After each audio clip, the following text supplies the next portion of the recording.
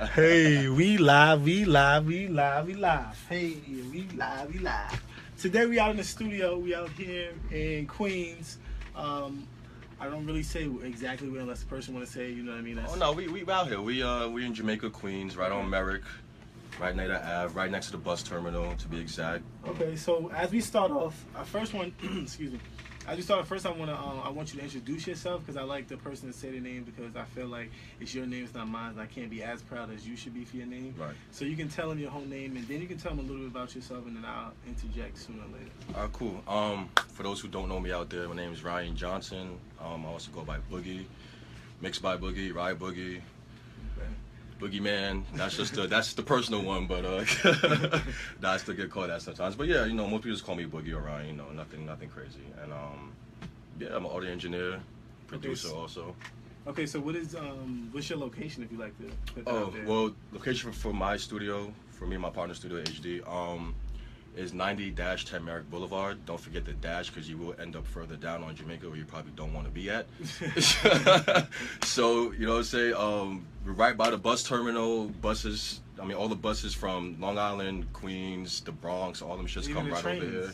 The trains, the E and the F and the J trains are here, so there's no excuse for you not to be able to come through. Yeah. You know what I'm saying? 24/7. 24/7, we're open no matter what.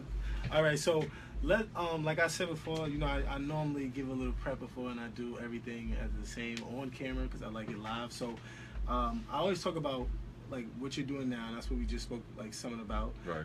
But I like to know why you're doing that, so I always like to go back. And when I say middle school, I say that because for me, middle school was a time, and as a teacher, like I was a teacher in the Department of Education, and working with kids at that age, it's funny but frustrating because they're all over with their emotions. It's like a roller coaster. Starting to find themselves at that age. Yeah. So let's talk about you and what school did you go to? Well, for junior high school, I went to 194, junior high school 194. How was that though? It was very different because I wasn't. Well, let's stop. What does different to you mean? It was different like just not my usual surroundings. You know what I'm saying? As in like culture-wise? Like, not a little bit of culture-wise, but area-wise, and I was essentially the new kid at the school. Okay. Because I didn't go to I-61 and Halsey like everybody else did. You know what I'm saying? From my hood, my mom didn't really want me. A lot of moms, they don't want. Best for you. It's not that you don't. It's not that there's like us and we know each other, but sometimes when you're around your friends too much, you can't concentrate. Right. So it's not like she didn't want. It's not that those schools was bad. It's just that everybody from our neighborhood was going there. We used to have a lot of people that's from our neighborhood that's very successful. So it's not that, but sometimes certain kids need a different environment to keep them focused. Exactly. So I'm assuming that's how my mother felt. She didn't want me getting caught with certain people or certain activities, which is understandable. So one of my cousins was actually living in Whitestone, so I ended up kind of like living with them for a little bit just to like kind of use their address type shit. Yeah, I know. To go to the school. That's how it did go. You know what I'm saying? So to be for the district. So I ended up just going to. How did you like it though? The school? Yeah. It was cool. I've met most people I know still to this day, like some of my bestest and closest friends I've met in that school. You know what I'm saying? So like that's why it was a great experience for me. But just at first, it was just the whole new area, just the whole area. I didn't even know what the fuck Whitestone was. Like I didn't even know Whitestone existed. I didn't know nothing about Whitestone. I didn't know that's an area of Queens. I didn't know nothing like that. That's in the cut though. It really is. Because you come over the bridge, you just like, okay, now I'm where I'm home. Right, and then we in the hood. I mean, not the hood, but our area is kind of hood. So it's like we go to Whitestone. It's just nothing but houses. I'm thinking I'm in Long Island or something like that. You know what I'm saying? So it's just houses everywhere. Long Island's this close? Like, and the school was predominantly white, so it was just like it was slightly out of my comfort zone. Like there were some black kids, but we were actually the minorities. It was majority white, Asian, and then like Spanish. Okay. You know what I mean? And then there was probably like 10 black kids in the school, like literally. You know what I'm saying? So like, but despite that, like there wasn't too much like incidents like fighting or like racist things or shit like that. Like everybody got together. Everybody got most for the most part, people got along. You know what I'm saying? And a lot of people who I met in that school, I'm like great friends with to this day. So what was like your grades in junior high school? All right, now I'm gonna be honest. I'm not a dumb nigga. I'm not dumb or nothing like that. But past a certain point, I would say up until about 7th, 8th grade, I'm not gonna say I stopped caring about school, but my focus became more on like becoming a bit more popular. Okay. You know what I'm saying? Like trying to bag females, trying to dress a little bit better, like all that. Like my focus just completely shifted. So like, what do you think like did that to you?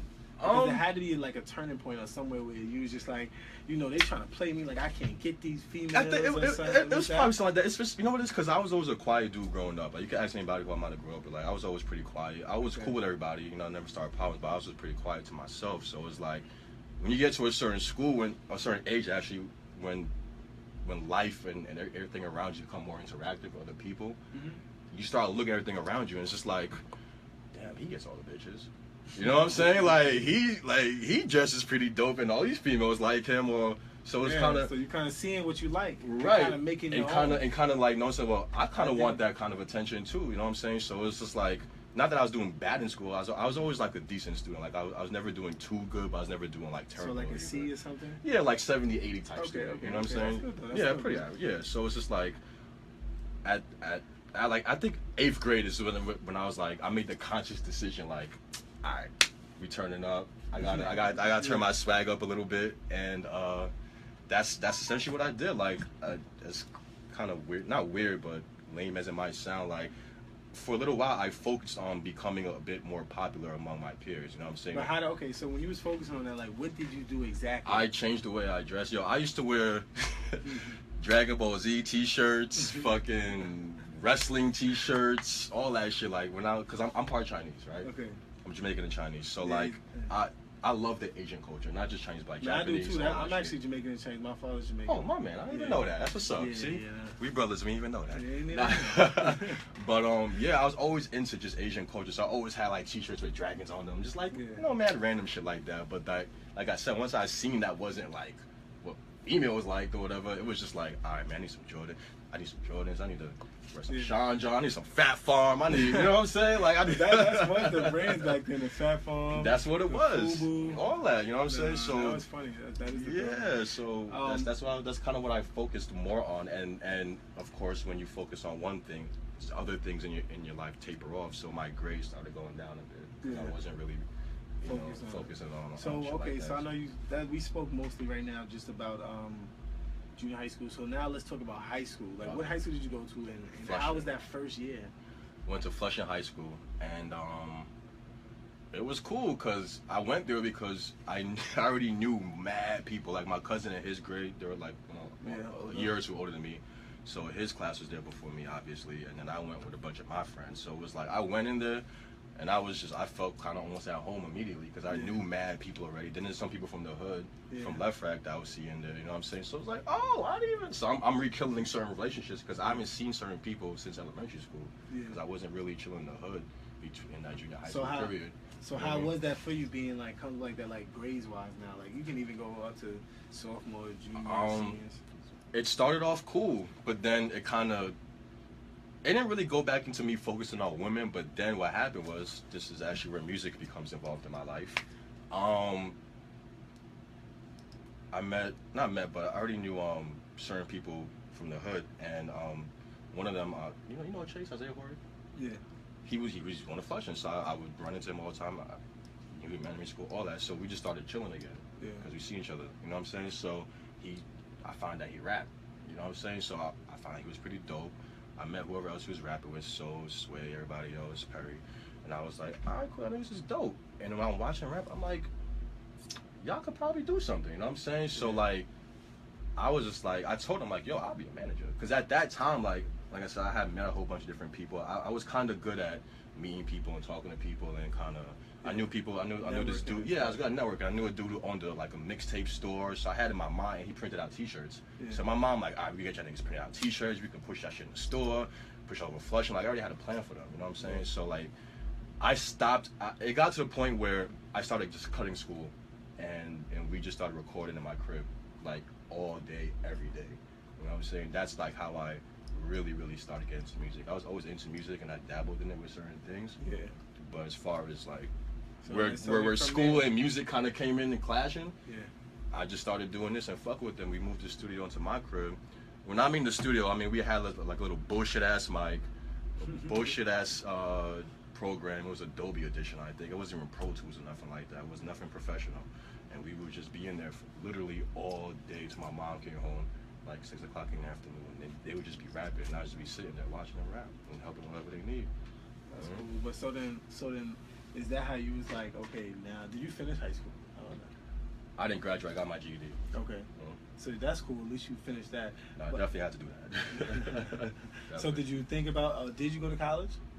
I attempted. I'm not gonna lie. Okay. What did you attempt to do, like, exactly? I attempted to go for music. I tried to go to Queensboro for their audio program, but what happened was when I got into the program, with pretty much every college, you have to take other courses that probably don't have nothing to do with what you want to do. So while it was cool, I was learning how to play piano a little bit and learning song notes and stuff like that.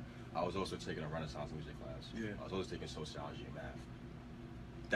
That kind of ruined the other things I was taking for me, because I'm like, I don't want to be here taking math. I'm not good at math. I don't care about math. I don't need to know what a quadratic equation is. You know what I'm saying? Like, that's not helping me in life right now. You know what I'm saying? So I essentially just dropped out after about 2 semesters. And then I kind of went into that phase like, damn, like, what do I do? You know what I'm saying? Should I pursue this? Should I just get a fucking job like anybody else? And I went through that for about a couple of years, honestly, like 2 or 3 years. I dabbled in different things. I went to school for graphic design, dubbed that after like 2 semesters. I didn't like it too much. Then I went back to Queensboro to do an EMT program, graduated that, didn't do it. You know what I'm saying? And I looked at it as, when I first told myself, I was like, you know what? I'll get the EMT joint. That'll be a backup plan. I'm going to pursue this. But it just got to the point where I'm like, I don't see myself saving lives. Like, you know what I'm saying? Like, that's just not me. I'm not saying I'm butt. It's just that. It's not in me. You know what I'm saying? Everything is not for everybody. Right. You know what I mean? Like, certain people have certain jobs because that is really for them. And it's not to say that anybody's less or more. It's just that we all play a certain role in life. You know, just because you can know the difference. So it's just like, you know the difference between a good and a bad day, because on a bad day to some people, when it rains, that's a bad day, or when it shines, it's a good day. So it's like, in life, you know that certain people work certain jobs and that's just done, and that doesn't fit into you. Right. And you should never like limit yourself or hold yourself back from trying something that might not work. Absolutely. Because it might not work, but what if it does? Like, what if it does is like way more high percentage than it might not? Exactly, and that's how I feel about this music shit, because I know it's a chance that I might not get to where I want to get to, but at the end of the day, you know what I'm saying, I have a beautiful spot here with my partner, you know what I'm saying, we building it up on our own. How you gotta do it, and we're kind of taking our destinies into our own hands. But whatever happens past that happens. But at least we know we got this spot. We're building it. We have a home. We don't have to go to nobody else for this. You know what I'm saying? That's the good thing about it, because when you out there working, you got a lot of people that have these normal jobs, these 9-to-5s, and you working hard. But are you really getting what you're valued? You know what I mean? And you think about it, time is valuable, because if you come in here and somebody wants to record something, how much are you charging them out? I'm not asking you literally. I'm just like, how much are you charging them out? That's because your time you feel like it's valuable enough for that now, for right now, but it might go up in the future. Right. You know what I'm saying? So it's like when people start learning that their value is much more worth than just $12, $15 or $20, then you start really looking at life like, what am I supposed to be doing, and how am I do that to maintain the life that I want? I agree 100%. That's why I've never really been good at keeping certain jobs, because it's like, one, I always felt like I was smarter than the person I was working for anyway, and that's never a good thing when I feel like I'm smarter than I feel like that a lot. Like, you know what I'm saying? And it's like, I was a manager too, but still, even doing that, like when you have your manager, you still be like, what? Like, it's just certain things that just don't make sense when people ask you to do it. You know what I'm saying? So it's just like, early on, I realized, like, yo, I can't work a 9-to-5, like, forever. You know what I'm saying? I could probably do it for a year or so, but forever, I can't do that. Like, I can't have somebody tell me, yo, go for those stack of clothes. No, don't do that. Matter of fact, go in this section. That's crazy. I'll be honest with you, I could never I give it up to people. Like, I always give it up to people that do certain jobs that I can't do it. Like, I could not be a construction worker, because I'm not gonna be in the heat or mad hot, and I hate the heat. Or if it's mad cold. I hate the heat, you know, man. I would stay there. The cold, the heat, whatever it is, they outside sweating. No, I'm not doing that. I'm not working at McDonald's. There's nothing against them. I can't be serving people because if somebody give me an attitude, I'm gonna be feeling I want to put my hands on them, and it's like I can't do that. So I'm like, no. You know what I mean? I think respect is really big, and my definition of respect can be different from somebody else's. And you know, learning that by talking to a bunch of different people, sometimes I think I couldn't do it. I couldn't do certain jobs. Right, But, I agree, bro. Cause you know what I mean? I'm the same way. Like it's just like you said, like retail I can't do, Nope. fast food I can't do, just Nope. service in general I can't do. Like it's just because people, a lot of people like to feel entitled. Yes. And I get that I'm supposed to provide you a service, but at the same time, you don't gotta be a dick about it. You know what I'm saying? Yes. You don't gotta be an ass, especially if I'm preparing your food for you.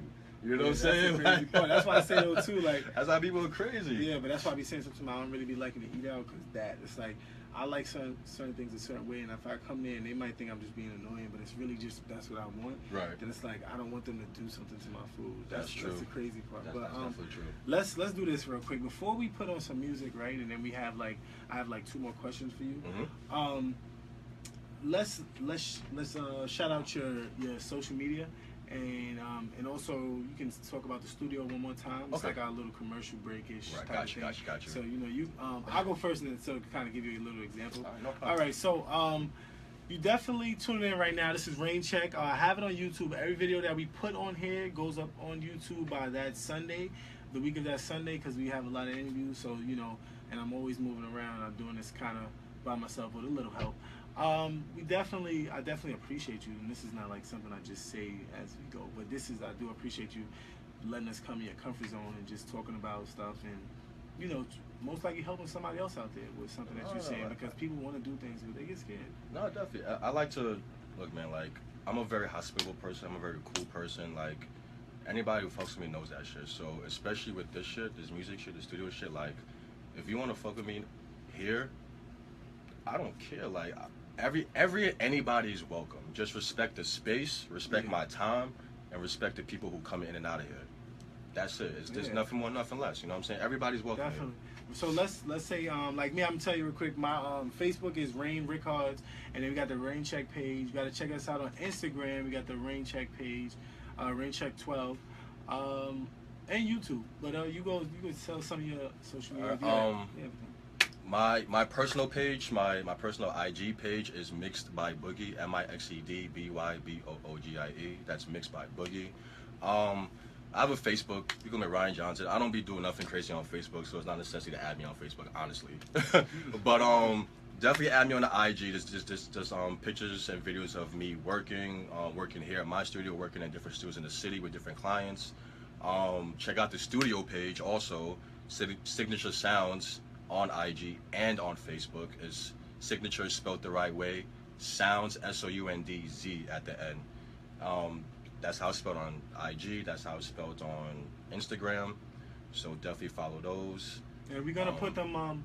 Anything I tell you right now too, we're gonna put them up on the tag in. So if you see anything that you might wanna, and you didn't want to listen or you didn't hear it or something, so you can definitely go through those pages. That's gonna be on the link. And you can also go through my partner HDMI. Same thing. You can find him on the IG. It's tell him. HD_MI. Yeah, it's HD_MI. Same thing for Facebook. You know where to find us. If you can't find me, you'll find him, and vice versa. If you can't find him, you'll find me. You know what I mean? So. And if you need any information, definitely inbox us. So right now, I just want to talk about something that was very difficult for you in life. That either you got over or maybe you didn't get over, and you know just kind of share it if you can. Just anything in general. It can be kind of towards your career, because I know when you step out like this, you gotta step out in a leap of faith. Right. I don't know, like I don't ever tell anybody that they have to be religious or have to believe in God or whatever. But I know for me that anything that I do is because of God, and then that's how I step out on a leap. So I wanted to see about you, like what is something that maybe, being that you had to step out, it was hard, or it is hard, or the struggles, the ups and downs of being in this kind of career. It's crazy. I mean, honestly, I've had plenty of instances where I'm not gonna say I second guess myself what I'm doing, but I've definitely thought to myself, like, is this what I should be doing? Like, is this gonna work out? You know what I'm saying? Because the music industry is like Hollywood. It's very, very hard to get in. It's a circle of people. Everybody knows each other. Yeah. And you need to kind of work your way in. It's all about who you know. You know what I'm saying? So I've definitely gone through times where it was just I've thought about what am I doing. You know what I'm saying? Like I had this one session, right? This is while I was interning. I was making the transition from an intern to actually just being a full-fledged engineer. Yeah. You know what I mean? So this was actually my first like official professional session. Not like I'm doing that at somebody's crib, like $1 million studio. You know what I'm saying? Like producer who has like 50 million credits probably, and like a brand new artist, right? And I was, you know, the session was going smooth. We came through a little snag, and that snag though took like an hour, literally, to fix. And in the studio world, that's terrible. You know what I'm saying? Because like, again, they're paying for the time. So it's like if I'm the engineer and I'm taking an hour to fix something, they're looking at me like, yo, what's going on? You're supposed to know how to do this. Yeah. I want a free hour, or I don't want to pay for this, or we know something along those lines. You know what I'm saying? Yeah. So that's essentially what happened. It's just like I couldn't fix a certain problem I was asked to fix, and then I started getting in my head. I started thinking about it too much instead of just focusing on that shit. So then, after the session was done, we fixed it, but it took too long. So after the session was done, the studio owner like kind of pushed it to the side on some shit like, yo, like, what happened today? You know what I'm saying? I told him, I was just like, look, man, like, I don't know, like, I just kind of lost myself, and, you know, whatever happened. He was just like, look, man, like, they don't want to pay for the session now, blah, blah, blah. And he was like, just kind of get it together. And I was like, all right, cool. I didn't think nothing much of it at the moment. But what I didn't realize at that moment, he essentially benched me. Like, I didn't do another session for months at that place. Like, I was essentially kind of bumped back down to being like an assistant. Yeah. And that shit fucked me hard, you know what I'm saying? Because I had worked for the past year and a half or so hard to get to that point where I would have that opportunity, and then I feel like I fucked it up. You know what I'm saying? So, like, that really discouraged me. So like, what did you do, though, like, within those months to get by? I talked to one of the writers at the studio, was there, I was very cool with. His name is Fresh. Shout out to you, Fresh. I apologized to him too because he was on the session too, and I was like, yo, Fresh, like, you know, my bad, blah, blah, blah. And then he told me, he's like, yo, bro, it happens. You know what I'm saying? He's like, you're not the first engineer who's fucked up. You won't be the last. Like, shit happens. You know what I'm saying? Like, no one's gonna penalize you for it. He's like, yo, just get on your shit, study. He's like, don't let this shit, you know, keep you down. He's like, 'cause I see that you're upset. And I'm like, yeah, bro, like, come on, like, I'm trying to be working with Ja on the regular, you know what I'm saying? Like, I'm not just trying to be on the outside looking in, I'm trying to be on the inside with everybody else. But he's like, yo, when your time is here, your time will be here. Like, you gotta be patient. This is not something that happens overnight. And then he told me a little bit of his personal story. Like, he was working in a hospital, had a great job, benefits, all that. He quit that to pursue being a writer. He just flat left his job, and you have to. Like, if you really want something, you have to. Yeah, you gotta make that sacrifice like that. So when he told me that kind of got me back. It's slowly, and then like talking to like the other head engineer there, like he told me the same thing, and it's just like hearing that I'm not the only one who's done something like that, or someone's actually done something worse than that. It didn't make me feel so bad, and it's just like, you know what, suck it up, just get your head back in the game, and just and show everybody that you can be the engineer that they see you as, and that you see yourself as. And it's just about reassuring yourself, because I've had those couple. I'm sure everybody else, you know, a lot of people had those moments where they second guess themselves, they doubt themselves. But I'm here to say, like, as someone who's gone through it personally with this, whatever you're doing in life, it don't matter what it is, even if it's retail. If you love doing your retail, go in there, you fold the shit out that shirt, make that shit look crisp on the edges, you know what I'm saying? And do that shit. It's the same thing with anything, like in life, yo. Just do that shit to the best of your ability. And you can't be upset about that, you know what I'm saying? So this is what we're gonna do. That's definitely true, like, you know what I mean? You definitely do gotta, like, do whatever job you're doing to your best, because you never know what can happen out of the job. But right now, you can throw on some beats, and I'm gonna, like, just in here, I'm gonna, like, you know, move the camera around as you. Yeah, you can do a little tour. Just get that AC back on, though.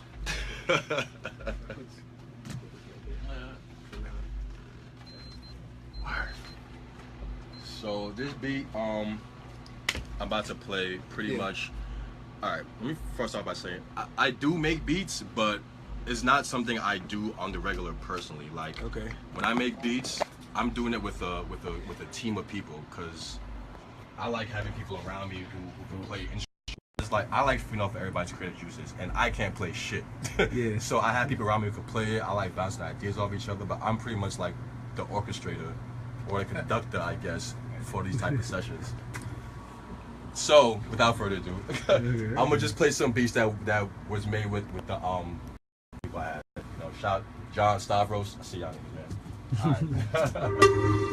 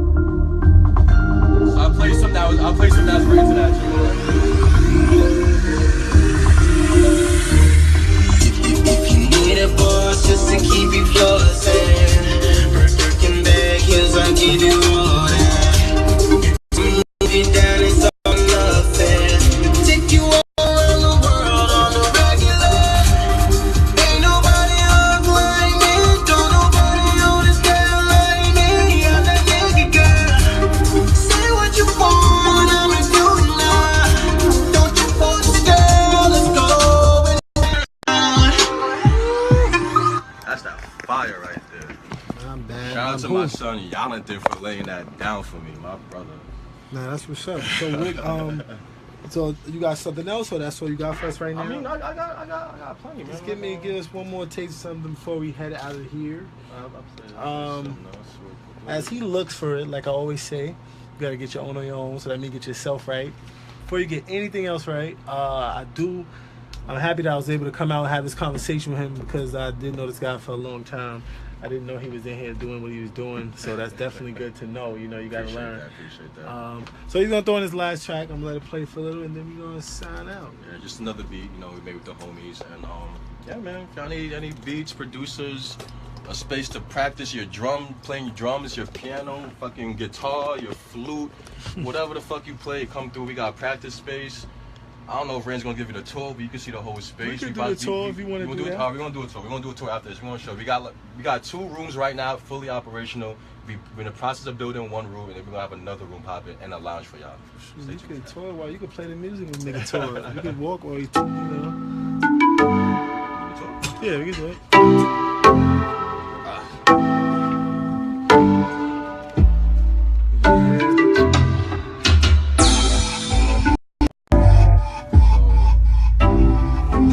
This right now, this is gonna be the lounge area. You know, so we got the Queens Race Supreme up there because we all know what's the best borough out there, Queensboro. You already know that. Nah, but yeah, we're gonna have this as a lounge. This right here behind me, this is the room that we're building right now.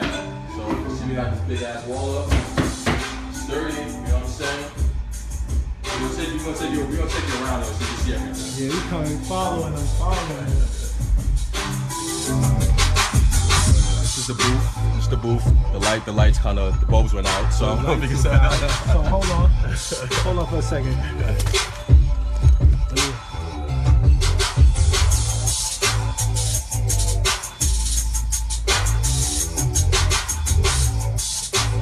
See if we can see a little bit in here. I got a little light. Well, I got a little bit. I don't know if it's enough. Well, they got the 8K. We tried, but we still looking around. So we got the B room now, you know what I'm saying? Very nice, cozy and quaint. You know what I'm saying? We got a nice little leather couch for you, rug, all that.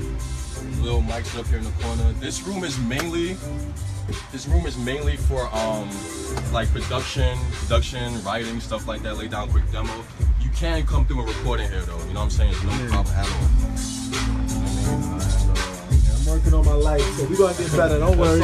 Next time we come back, it's gonna be even finished. So that's when it's gonna be air. So now we get into the hard hat area. You know what I'm saying? This is the room that we're currently building right now. See floors, Just did the floors, we're doing the walls, the insulation, all that. You know what I'm saying? You putting the sheetrock up. You know what I'm saying? Right there's the fiberglass, all that. All this is being done by us. Us over here.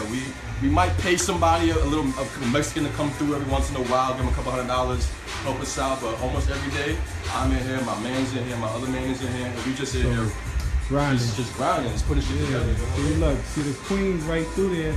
He was just in that room, so they definitely got it going. And then this is the last room that we're gonna be working on. So, this part in the garbage. We are doing construction, part in the garbage bag. But this area is going to be the. This is a good area though. It's gonna be the reception area. It's a big ass area. Like this is gonna be nice. Yeah. Forget the garbage, man. You clean it up. This is how you know what's ill about this. Everybody gets to see. You see the vision. You can see everything that we're doing. You know what I'm saying? We're not playing out here. We really working out here. You know what I'm saying? I see you got the little setup. So I'm in the setup. My bad. I take that little back. Yeah, you know what I'm saying? So right now we have it set up for like video shoots, photo shoots. We might keep it like that, we don't know, but we intend on making this like a fourth room. Yeah. You know what I mean? So some nice space, man. Yeah, we got drums over there. We still got equipment. We doing everything right now, man. Like I said, we doing this photography and videography too. So holla at me. I set you up my man Dollar, my man JL. You know, a couple good photographers, videographers, and we'll get you right. Trust me. Tell them we need them on here too, on live. You know what I mean? Come on, we can go put check. Oh yeah. Go out on next rain check. We interviewing the whole team. There we the go. whole Signature Sound team. We all in here. All right, but thank you for coming out. You know what I'm saying? This is the tour. This is the beginning. Like I always say, this is the first, but this is not the last. Definitely not. All right, Appreciate you, man. We out.